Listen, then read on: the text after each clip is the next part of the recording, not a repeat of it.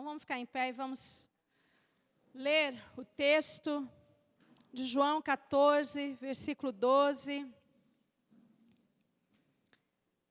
Mais uma vez, Deus falando ao nosso coração sobre essa promessa de Jesus para nós, sobre essa palavra tão ousada, para nós, da parte de Deus, que diz assim: digo a verdade, aquele que crê em mim fará também as obras que tenho realizado, fará coisas ainda maiores do que estas, porque eu estou indo para o Pai. Amém? Pode se sentar. Deus, nós te louvamos e te agradecemos, Pai, pela Tua palavra, viva e verdadeira, eficaz, que penetra os nossos corações, as nossas vidas, que produz em nós um fruto verdadeiro, Pai. Deus, nesta noite, nós queremos ouvir a Tua voz, queremos receber esta palavra, Pai, com entendimento, Senhor. Tira, Pai, toda a cauterização da nossa mente, tira toda a surdez dos nossos ouvidos, tira, Pai, toda a dureza do nosso coração, mas vem, Espírito Santo, falar conosco, agir em nós, fazer a Tua obra neste lugar, nessa noite. Nós te damos liberdade, Espírito Santo, nós te convidamos para ministrar, para falar, para agir, para tocar em cada coração, em cada vida, para transformar, para salvar, para libertar, Senhor. Vem, Senhor, vem, Espírito de Deus, fala aos nossos corações, aquilo que é necessário que nós ouçamos, Pai. Transforma a nossa mente, transforma o nosso entendimento, Pai. Não nos deixa nos conformarmos com as coisas deste mundo, não nos deixa nos conformarmos com os pensamentos desta geração, mas dá-nos a Tua mente, Jesus Cristo, que esta palavra possa transformar os nossos pensamentos e os nossos sentimentos, Pai. Age em nós, Senhor Jesus, que a Tua presença flua neste lugar, que o Teu Espírito Santo flua neste lugar, que a Tua palavra flua neste lugar, Senhor. Eis-nos aqui, Pai, queremos ser canal para o fluir da Tua presença e da Tua glória, Senhor. Age neste lugar, Pai, age neste lugar, Senhor. Nós nos sujeitamos a Ti, para que o Senhor faça, para que o Senhor apareça, para que o Senhor faça a obra completa, em nome de Jesus Cristo, Pai. Ó Deus, a palavra é Tua, Senhor, a palavra é Tua, Pai, que ela seja nos nossos corações vida, em nome de Jesus Cristo. Oreba Shurianda Rabalabai, Surianda Suricanta Lamai, Shurianda Labaias. Oreba Surianda Ramas, Surianda Suricanta Rabalabai, Suriandas. Urima Shurianda Rabache, Cantaramas, Surianda Rabalabai, Suriandas tu. Levanta o teu ânimo, filha minha. Tu estás tão desanimada. E eu te digo, por quê? Tu não vês a minha glória? Tu não sentes o meu poder? Levanta o teu ânimo, e eu te ajudarei a vencer, e eu te ajudarei a ir mais longe do que tu pensas. Simplesmente não abaixe a tua cabeça, mas levanta, e olha para mim, e tu verás que eu sou o Senhor, que te guia, que te ajuda, minha mão está sobre ti, e eu te ajudarei.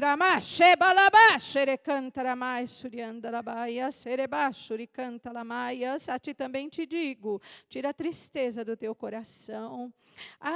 Todos os dias, tu dizes, hoje eu não vou permitir, e passa um pouco, e tu já estás assim, tão triste. Como eu tenho uma alegria santa para te dar, como o meu Espírito quer fazer morada no teu coração. Entrega o teu coração verdadeiramente a mim, e tu verás uma transformação real, como tu nunca experimentaste antes. Eu sou o Deus que te fala nessa noite. Te conheço, conheço quando entras e quando sais, conheço os teus pensamentos, conheço as as tuas dúvidas. Não temas, não temas. Porque eu não estou para falar aqui para te acusar, mas estou para te ajudar, filha. Não entristeças mais o teu coração, mas entrega verdadeiramente a tua vida nas minhas mãos, e tu serás um vaso de honra.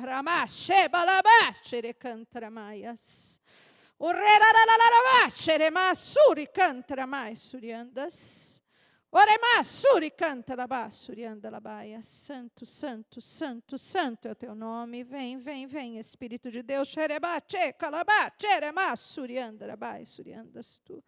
Glória ao Pai, ao Filho, ao Espírito Santo. Obrigada, Senhor, pela tua palavra.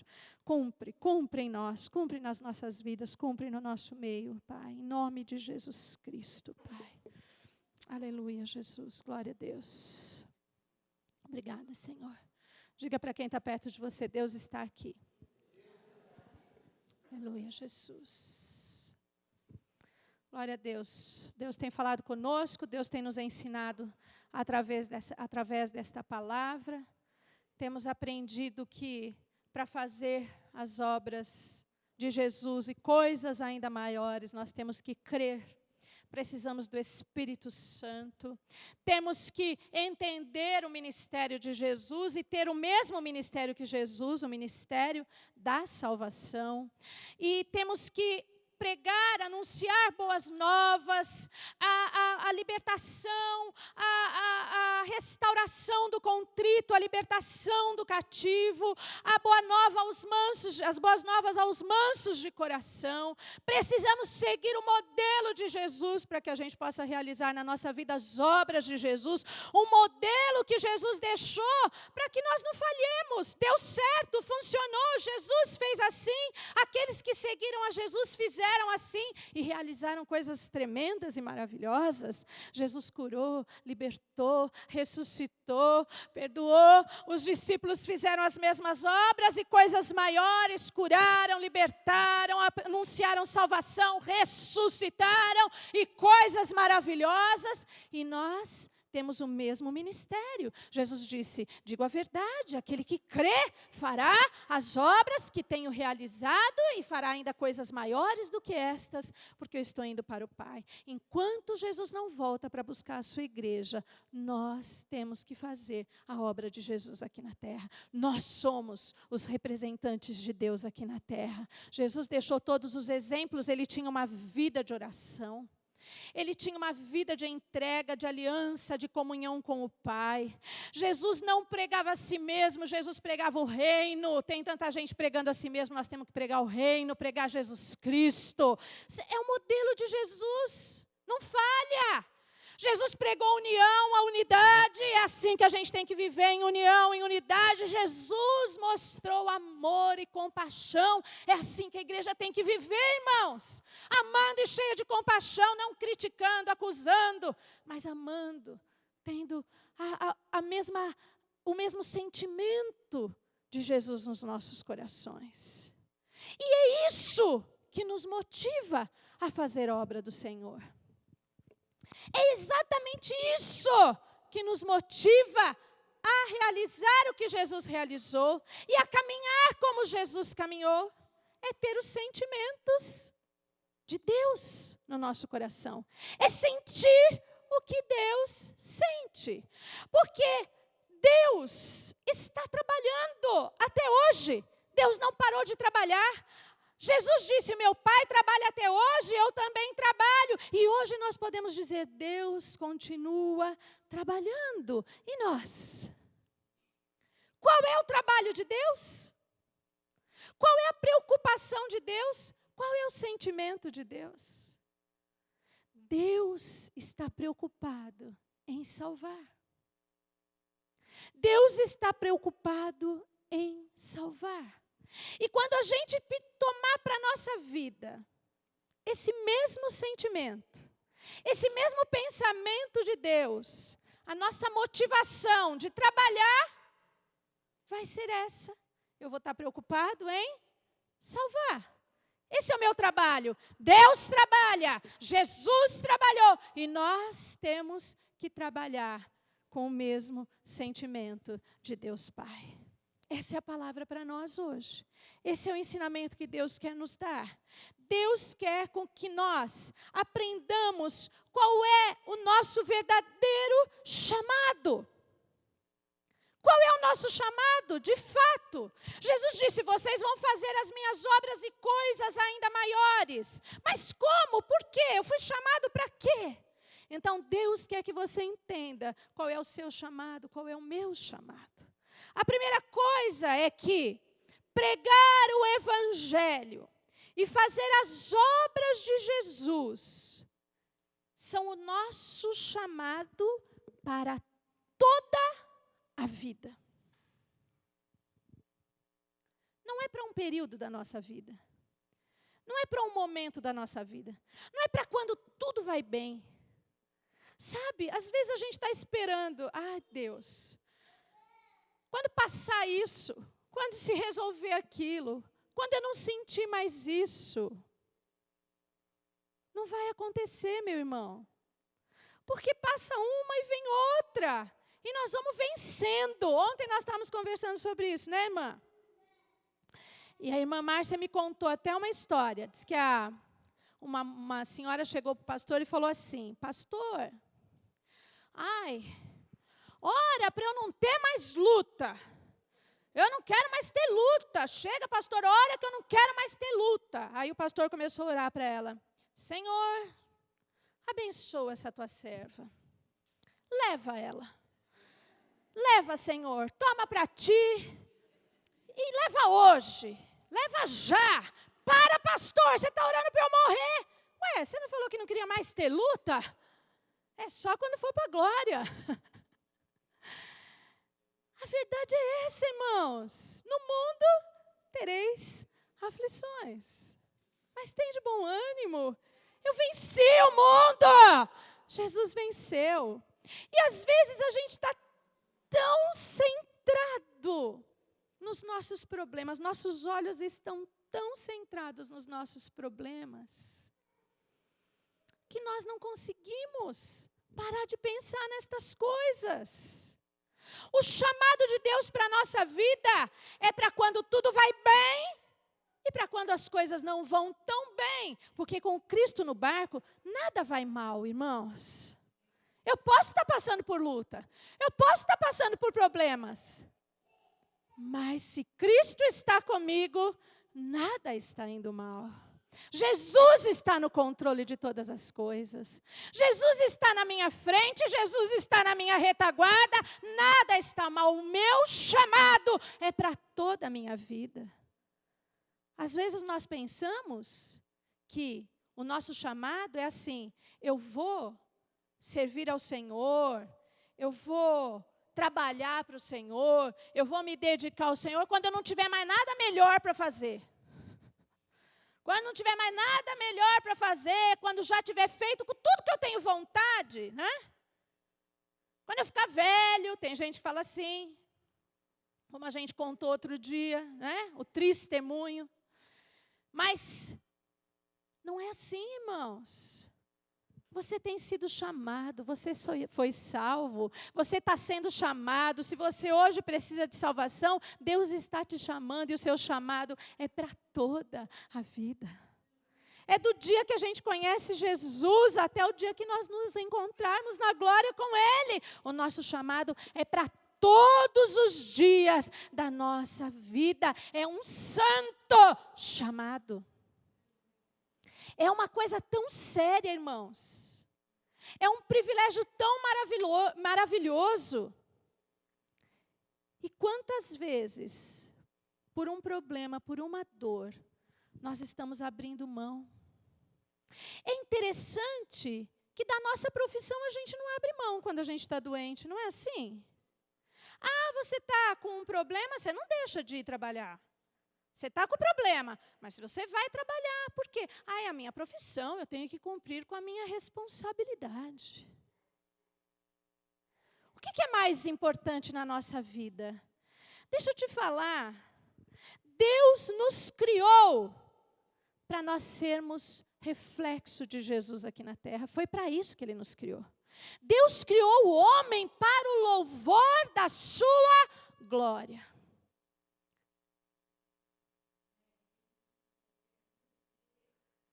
Deus criou o homem para o louvor da sua glória.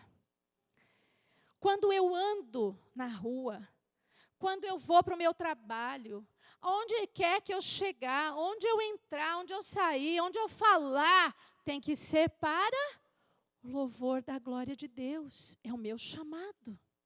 Eu fui criado para que o nome de Jesus seja glorificado na minha vida. Esse é o meu chamado. Esse é o seu chamado. Nós abrimos mão disso. Mas você não abre mão de trabalhar, você não abre mão de cumprir com as suas responsabilidades. Isso é muito mais importante. Nós somos embaixadores do reino. E essa é uma posição muito importante. Quando a gente fala assim, esse daqui é o embaixador. Uau, todo mundo olha e fala, é um embaixador. Sabe o que é o embaixador de um reino num outro lugar? É a pessoa que representa aquele país no outro país. Ele tem autoridade daquele país lá longe. Ele abriga quem ele quiser. Quem entrar na embaixada sob a responsabilidade dele é como se estivesse lá dentro daquele outro país. Quem entra debaixo da responsabilidade dos embaixadores do reino, entra para dentro do reino. Ser embaixador do reino é algo muito importante. Nós precisamos entender o nosso chamado. Mas essa tua dor de cotovelo, essa tua dor na alma, essa tua dor na cabeça, essa tua dor no bolso, é tão mais importante do que ser embaixador do reino. É tão mais importante do que ser embaixador do reino. É um papel tão importante, é um cargo tão importante, que Deus, na sua misericórdia e no seu amor, na sua ousadia e confiança em nós, delegou a mim e a você. Deus falou para nós, vocês são meus embaixadores. Gente, precisa ter coragem de falar para nós que nós somos embaixadores dele, não? Quando muitas vezes nós preferimos nos esconder, nem mostrar a bandeira que carregamos.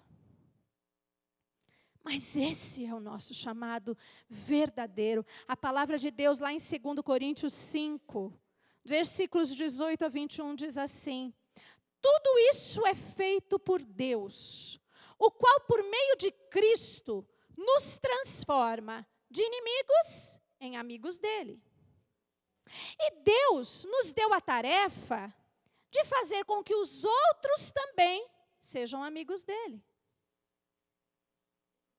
Ele primeiro nos transforma em amigos dele. E agora a tarefa é nossa de pegar outros inimigos e transformarmos em amigos de Deus. A nossa mensagem, nossa, minha e sua, é esta: Deus não leva em conta os pecados dos seres humanos. E por meio de Cristo, Ele está fazendo com que eles sejam seus amigos. Qual é o meu chamado? Anunciar que Deus não leva em conta o que passou, mas que Ele quer que as pessoas sejam amigas dEle. Deus está desejoso de um povo achegado a Ele. Quem tem a capacidade de transformar inimigos em amigos de Deus? A igreja do Senhor. E Deus nos mandou entregar a mensagem que fala da maneira como Ele faz com que eles se tornem seus amigos. Deus mandou entregar a mensagem que ensina como se tornar amigo de Deus. Portanto, estamos aqui falando em nome de Cristo, como se o próprio Cristo, como se o próprio Deus estivesse pedindo por meio de nós. Somos embaixadores. Eu estou lendo numa outra tradução, mas se você ler na sua tradução, está dizendo isso. Estamos falando em nome de Cristo, como se Ele, o próprio Deus, estivesse pedindo. Em nome de Cristo, nós pedimos a vocês que deixem que Deus os transforme de inimigos em amigos dele. Que mensagem simples. Vem ser amigo de Deus. Vem ser amigo de Deus. É tão bom ser amigo de Deus, né, irmãos? Não tem amigo melhor do que esse. A gente que é amigo de Deus, a gente sabe como na hora da dificuldade é bom ser amigo de Deus, né, irmãos? Ah, é bom ter amigos, mas ser amigo de Deus não tem nada igual. Em Cristo não havia pecado, mas Deus colocou sobre Cristo a culpa dos nossos pecados, para que nós, em união com Ele, vivamos de acordo com a vontade de Deus. É o nosso chamado, irmãos. Quanta gente que não consegue se realizar na vida. A gente pode trabalhar, fazer o que for, e não consegue se realizar. Sabe por quê? Porque não existe maior realização pessoal do que servir ao Senhor. Não existe maior paz no coração do que você saber que está fazendo a vontade do Senhor. Não existe. Pode falar o que quiser, não existe.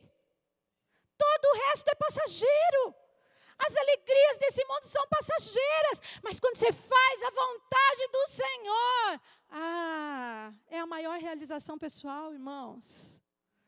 Porque os problemas perdem a dimensão quando nós fazemos a vontade do Senhor.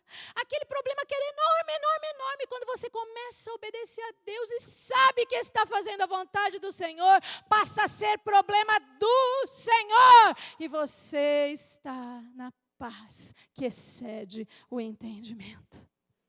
É o que acontece. Experimenta que você vai ver. Experimente. Você vai aprender. Esse é o chamado da sua vida. Se você não encontrou, hoje Deus está revelando para que é que você nasceu. Para que é que você foi chamado. O seu chamado é trabalhar para o Senhor Jesus. O seu chamado é servir ao Senhor Jesus. A gente pode fazer muito tipo de esforço, irmãos, para melhorar o mundo. E nós falamos sobre isso. Não é? A política está nesse fervor, né? Todo. Mas não há nada melhor do que anunciar Jesus Cristo para melhorar o mundo. Não há nada melhor. O maior esforço que nós podemos fazer para que o mundo melhore é anunciar Jesus, é trabalhar para Deus. Pode parecer, fanatismo. Acha que falar de Deus vai mudar o mundo? Vai. Vai mudar o mundo. Nós temos testemunhos e testemunhos. Nós conhecemos lugares que foram completamente transformados pela salvação. Pelo avivamento de transformação. Cidades inteiras em que o Evangelho chegou. As pessoas começaram a se converter. Toda a cidade reconheceu Jesus como Salvador. E sabe o que aconteceu? Eu conheço cidades, eu estive em lugares assim. Então eu não estou contando do que eu ouvi falar, eu estou contando do que eu vi com os meus olhos. Um dos muitos lugares que já passaram por essa transformação. Uma cidade, essa em que eu estive, lá na Guatemala, chamada Almolonga. Uma cidade onde só tinham alcoólatras. Maridos todos desempregados, alcoólatras, violentos, que batiam nas suas mulheres. A cidade era cheia de criminalidade, não havia emprego também, eles eram desempregados porque não havia emprego. Então o que eles faziam? Eles iam beber, eles viravam alcoólatras e aí passavam a ser violentos dentro das suas casas. As famílias eram destruídas e essa era a cidade, uma cidade amaldiçoada. Começou com uma mulher que aceitou aceitou Jesus Cristo como Salvador e trouxe transformação para dentro da casa dela, e de repente a salvação começou a chegar naquele lugar, e toda aquela cidade, eu creio no teu poder, Senhor, de transformação. Só de lembrar, irmãos, eu quero cantar glórias e aleluias. Deus entrou naquele lugar, todas as famílias foram salvas por Jesus Cristo. Sabe o que aconteceu? A cidade começou a prosperar. As famílias foram restauradas. Os homens deixaram de ser alcoólatras. A terra, o chão, terra, foi sarado da maldição. O comércio começou a crescer. As pessoas começaram a ter trabalho. Começou a crescer tanto que a cidade começou a oferecer trabalho para cidades vizinhas. O presídio esvaziou. Não precisa ter presídio porque não tem um preso na cidade, não tem crime, não tem violência, não tem maldade, porque Jesus Cristo é Senhor daquela cidade. A terra que era maldita não produzia nada, irmãos, era seca. Começou a produzir, como lá na criação, lá no começo, onde o pecado não estava dominando. A terra foi sarada, as verduras, os legumes, em tamanho descomunal para aquilo que nós conhecemos. As pessoas conhecem, vê uma cenoura bonita no mercado assim, mais ou menos, fala, as cenouras de almolonga têm o tamanho de um antebraço. A batata, eu tenho foto, as batatas são deste tamanho. Aquilo que a gente chama de batatinha, é assim, ó, irmãos. Porque são sarados. Sabe que o Evangelho pode melhorar o mundo? O Evangelho pode melhorar o mundo. Esse é o nosso chamado, irmãos. Aquele que crê em mim fará também as obras que tenho realizado. Fará coisas ainda maiores do que esta, porque eu estou indo para o Pai. Nós precisamos crer no poder do Evangelho. Nós somos tímidos, nós não acreditamos no nosso chamado, nós achamos que tudo é mais importante, irmãos. Mas nós podemos, o poder transformador do Evangelho pode alcançar nosso bairro, nosso prédio, nossa cidade. Deus pode fazer. Vamos clamar, vamos nos posicionar.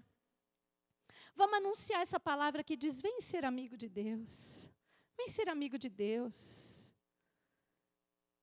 Porque quem se torna amigo de Deus, se torna inimigo do pecado.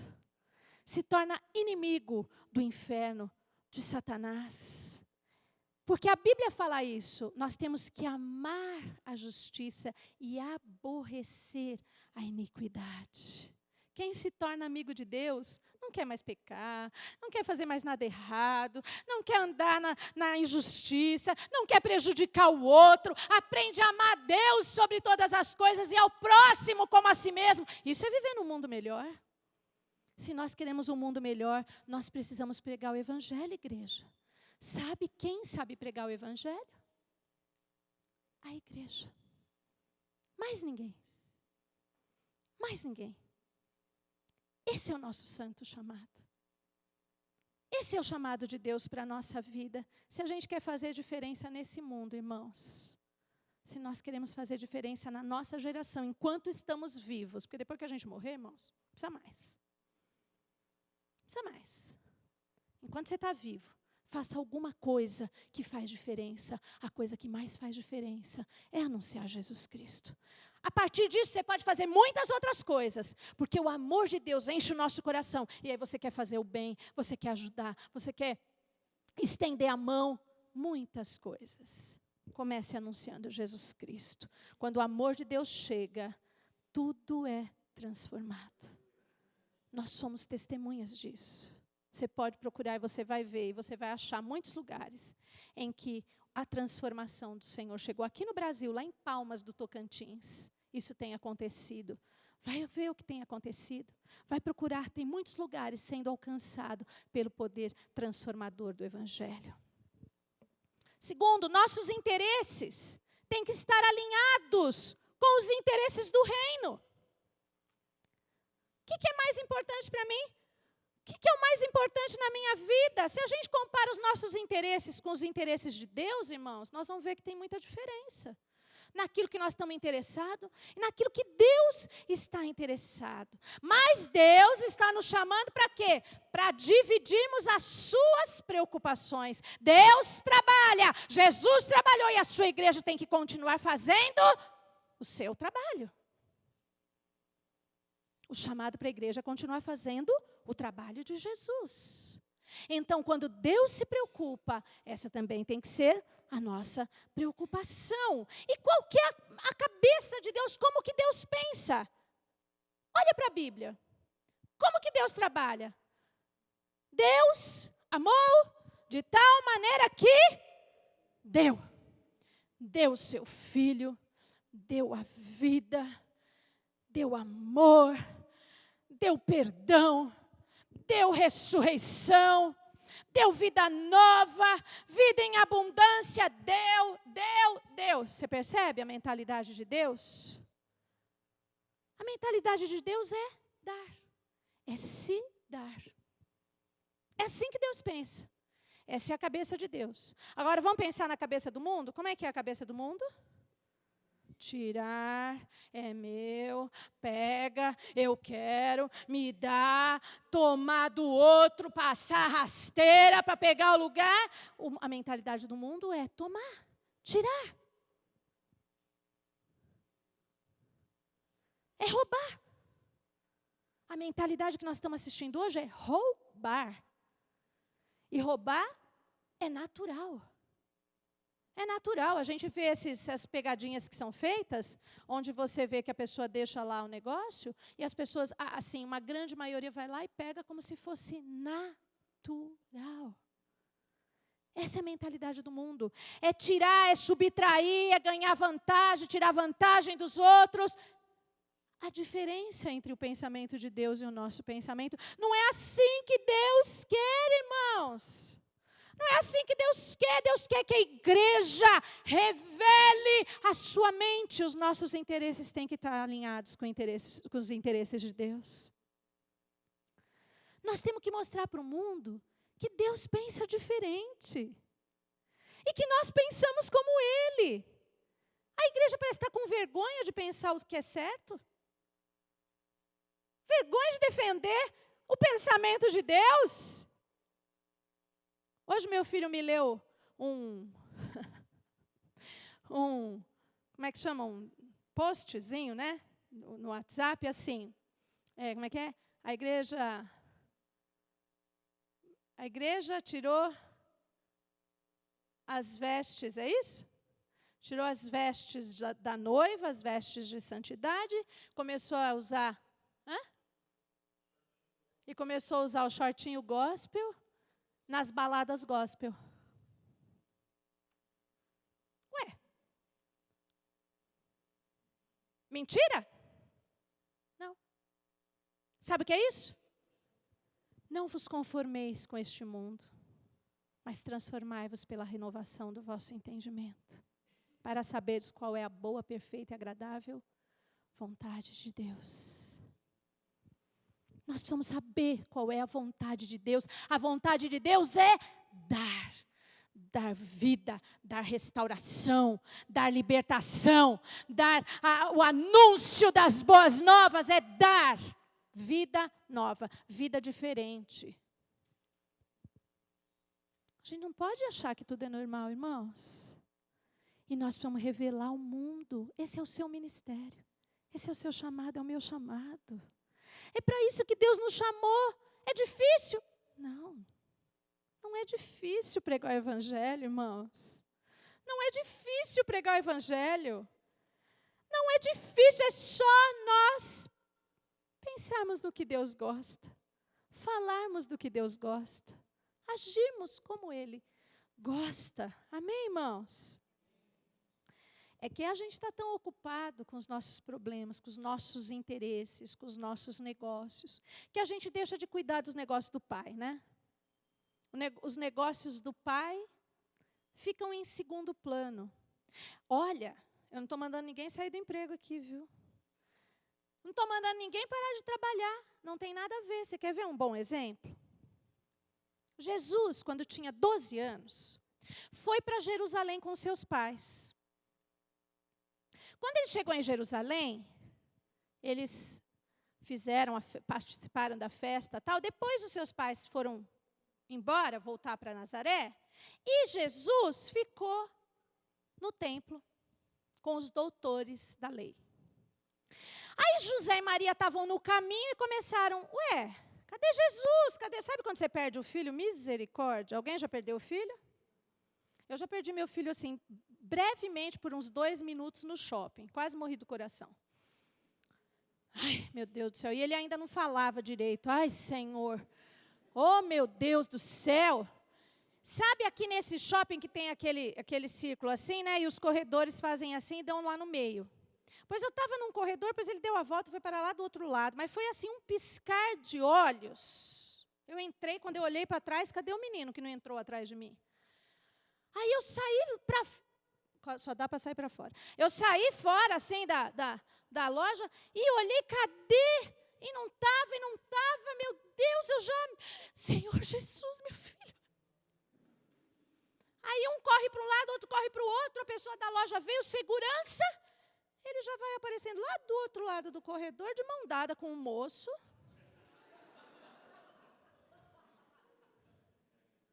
Que eu, naquele momento, acredito que era um moço com boa intenção de devolver ele para alguém, que era eu. Porque ele não falava, irmãos. E acho que ele viu ele pequenininho assim, sozinho. E foi, olha, não durou acho que 3 minutos, irmãos, de verdade. Mas que desespero. Agora imagina se você está no meio da viagem de mula. Você já andou uns quilômetros, irmãos, de mula. E você não acha o seu filhinho de 12 anos. Que desespero. Aí José e Maria, bom, mas isso é um outro capítulo, né? Aí eles voltam correndo, porque aí eles procuram entre os amigos, entre as famílias amigas, não acham Jesus, voltam correndo para Jerusalém, e quando eles chegam lá, ele está belo e folgado, sentado com os doutores da lei, conversando como um adulto. Maria chega para Jesus, que nem eu fiz com meu filho, eu falei, você, meu Deus, meu filho, você nunca mais te perca, meu filho, mas eu te mato se você se perder. Não é assim? A gente não sabe se beija, abraça, se dá uma corça. Por quê? Você fica feliz de achar, mas quer dar uma surra dele ter saído de perto de você, que ele quase te matou do coração, não é assim? Maria chegou para Jesus e falou, filho... Eu e teu pai estávamos desesperados te procurando. Sabe o que Jesus respondeu? Eu estava cuidando dos negócios do meu pai, com 12 anos de idade. Mas ele obedeceu, seguiu papai e mamãe para casa. E durante 18 anos, ele tinha 12. Durante 18 anos, ele trabalhou como o seu pai José. Como um tecton, né? Como um carpinteiro, que é a palavra que se usava para isso. E ele trabalhou, aparentemente, nos negócios do papai José, e não do papai celeste. Mas no dia que ele começa o seu ministério, os céus se abrem e uma voz diz assim, esse é meu filho amado, em quem eu tenho prazer, porque em todo o tempo Jesus estava cuidando dos negócios do Pai. Não é porque ele estava lá trabalhando como carpinteiro, não é porque ele estava lá obedecendo o pai e a mãe terrenos, que ele deixou de cuidar dos negócios do Pai. Deus tinha prazer nele. Eu quero ouvir que Deus tem prazer em mim. Você não quer ouvir isso?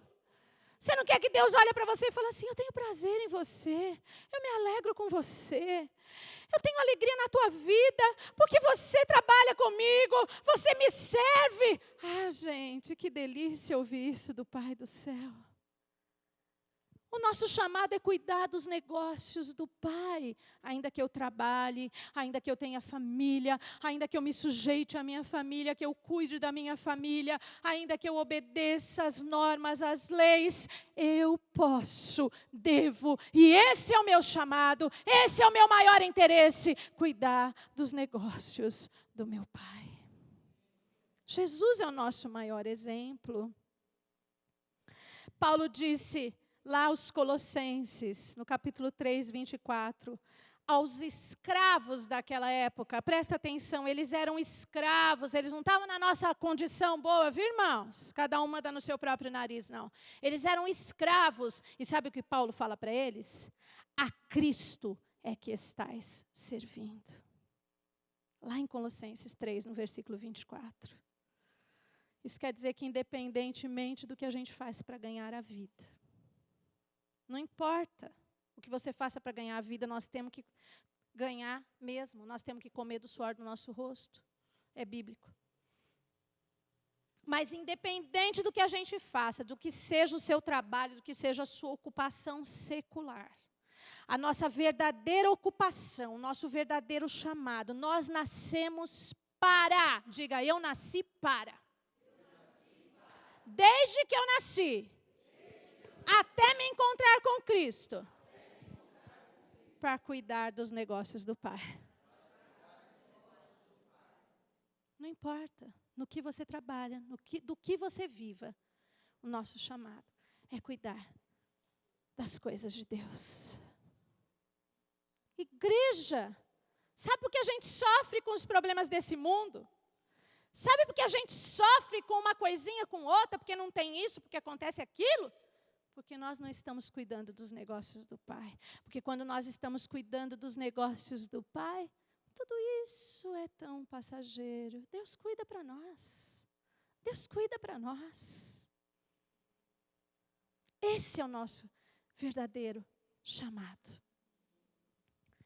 E por que Deus nos chamou? Porque Deus não age sozinho. Deus não trabalha sozinho. Ele poderia, mas Ele não trabalha. Aqui na terra, Deus não age sozinho. Deus está nos fazendo um convite para que a gente suba no carro de guerra e se torne guerreiro de Deus, diabo embaixo da roda do carro, sabe, irmãos? É isso que a igreja tem que entender. Nós temos que entrar no exército de Deus e pisar na cabeça de Satanás. Igreja de Cristo, esse é o chamado da igreja. A igreja não foi chamada para ser derrotada, irmãos. Quando nós começarmos a cuidar dos negócios do Pai, nós vamos parar de ser derrotados, irmãos. Nós vamos pisar a cabeça de Satanás. Enquanto você cuida das suas coisas, você vai errar. Você vai pôr a mão e vai estragar tudo. Mas quando você começar a cuidar mais dos negócios do reino, você vai pisar a cabeça de Satanás. O diabo não tem acusação contra você. E toda a vitória de Satanás vai por água abaixo. E quem vai ser mais do que vencedor é você, em nome de Jesus Cristo. Acredite, funciona.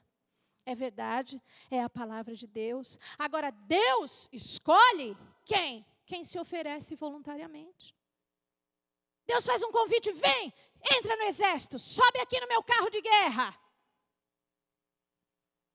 Você precisa dar um passo e se alistar. Você precisa subir.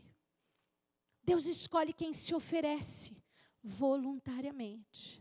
Se você não se oferecer, Deus vai usar quem está se oferecendo. E você vai continuar com essa vidinha raquítica, medíocre.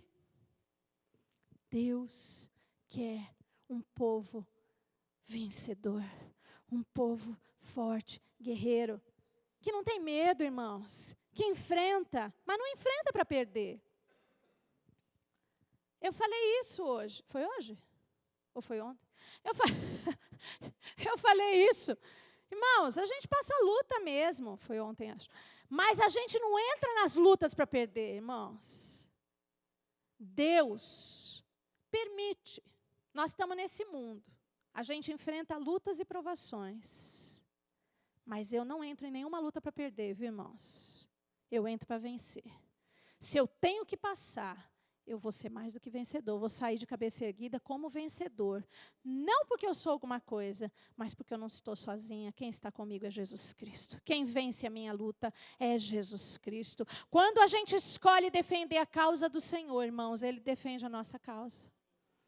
Quando a gente prega, não é a nossa palavra, é a palavra dEle.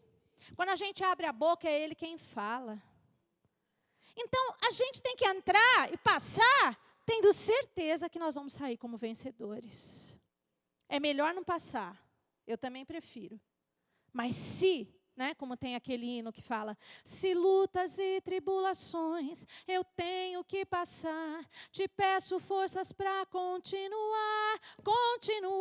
a crer e a confiar no grande amor que tens, meu Pai, por mim. Eu creio, confio que se eu estou passando, Deus está cuidando. Ele tem amor por mim. Ele não me deixou passar por essa e me largou. Sabe como é que é? Vamos, vai. A hora que você entra na enrascada, ele cai fora. Esse não é o meu Deus.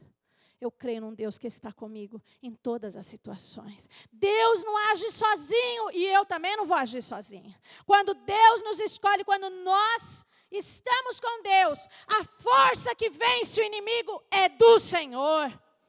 A palavra que nós pregamos é do Senhor.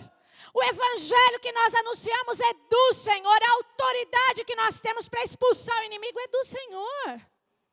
Então, nós não temos que ter medo de ser derrotados, irmãos. Nós somos mais do que vencedores. Nós temos autoridade para proporcionar alívio para as pessoas. Você sabia disso? Nós temos autoridade para perdoar.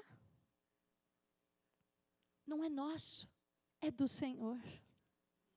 Não é nosso, é do Senhor. Quando Ele disse vem e você se alista, Ele começa a agir através de você.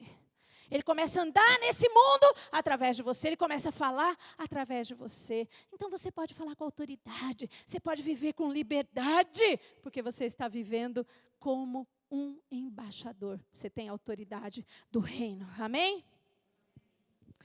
Deus quer que todos se salvem. Deus não quer só que eu, você, os bonzinhos se salvem, como eu falei outro dia, né, irmãos? Porque eu também não era boazinha, nem você. Nós éramos bem mauzinhos. E Deus nos salvou. Ele quer que todos se salvem. Mas como é que as pessoas vão saber isso? Como é que as pessoas vão saber que Deus quer que todos se salvem? O que a palavra de Deus diz lá em Romanos 10, 14? Como, pois, invocarão aquele em quem não creram? E como crerão naquele de quem não ouviram? E como ouvirão, se não há quem pregue? Esse é o nosso chamado, irmãos. As pessoas precisam saber que Deus quer ser amigo. As pessoas precisam saber que Deus quer salvar a todos. Como eles vão saber? Como eles vão acreditar?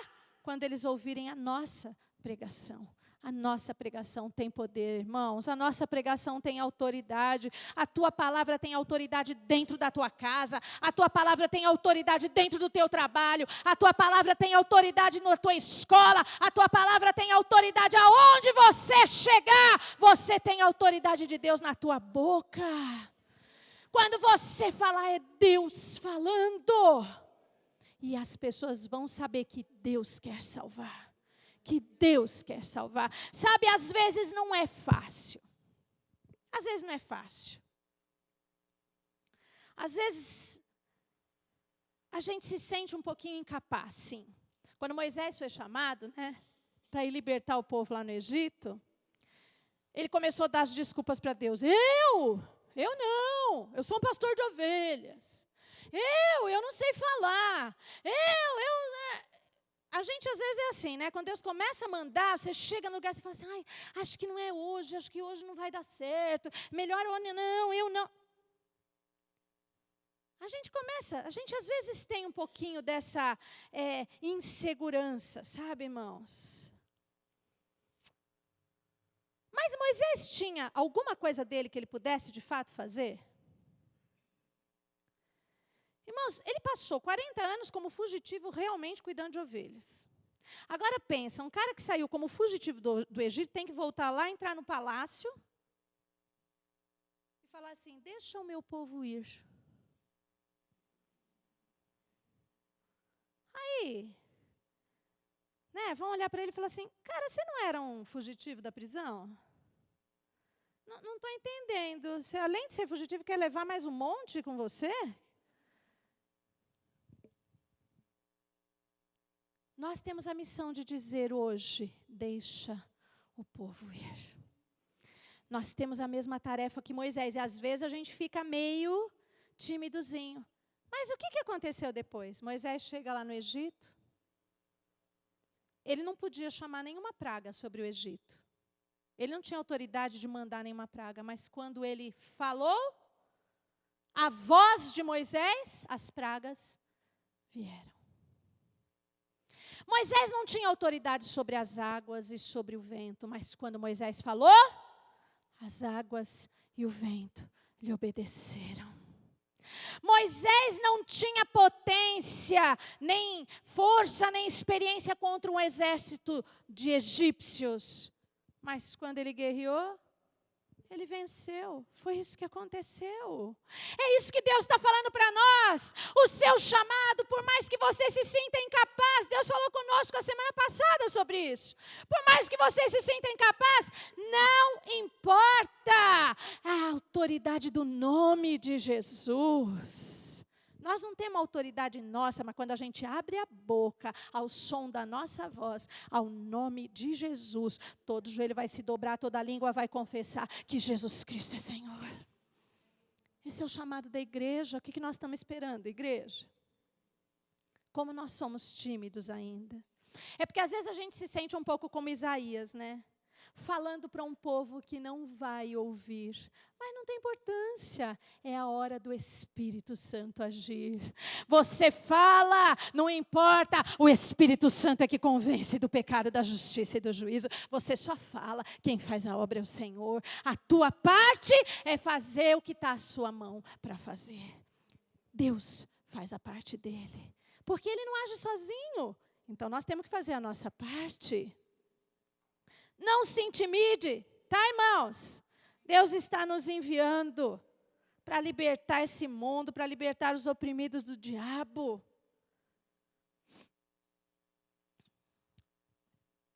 Eu vejo que muitas vezes o nosso testemunho, sabe, irmãos, e a nossa pregação, parece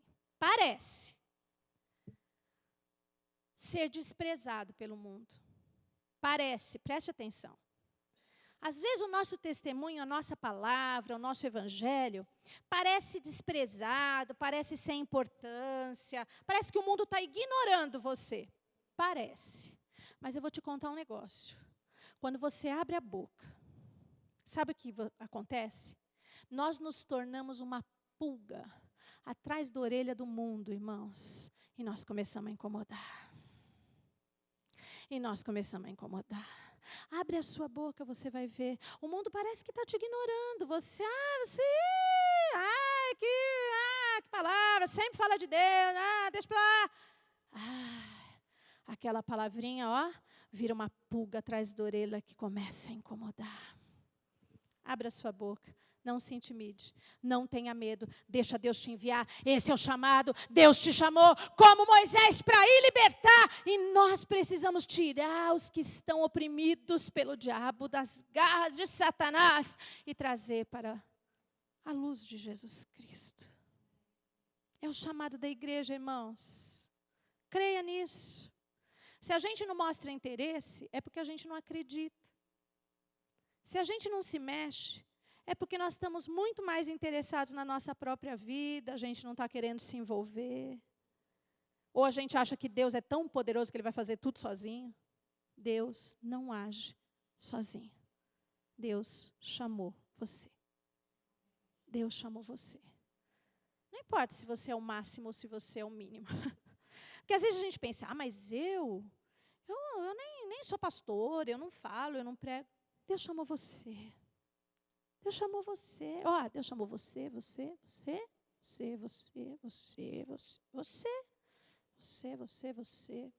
chamou você. Não importa. Deus chamou.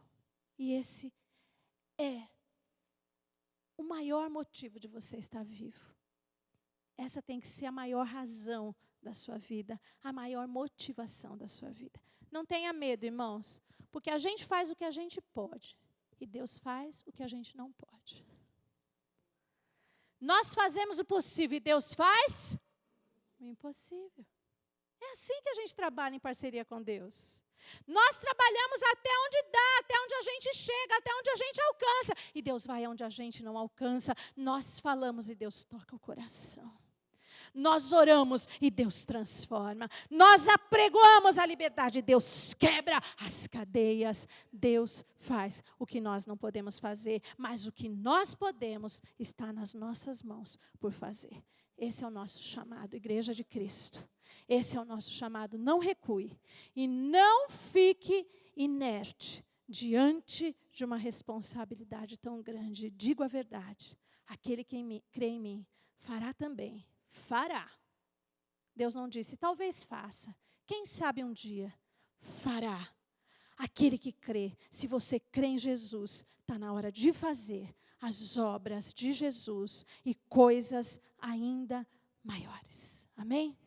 Deus te abençoe. Vamos ficar de pé.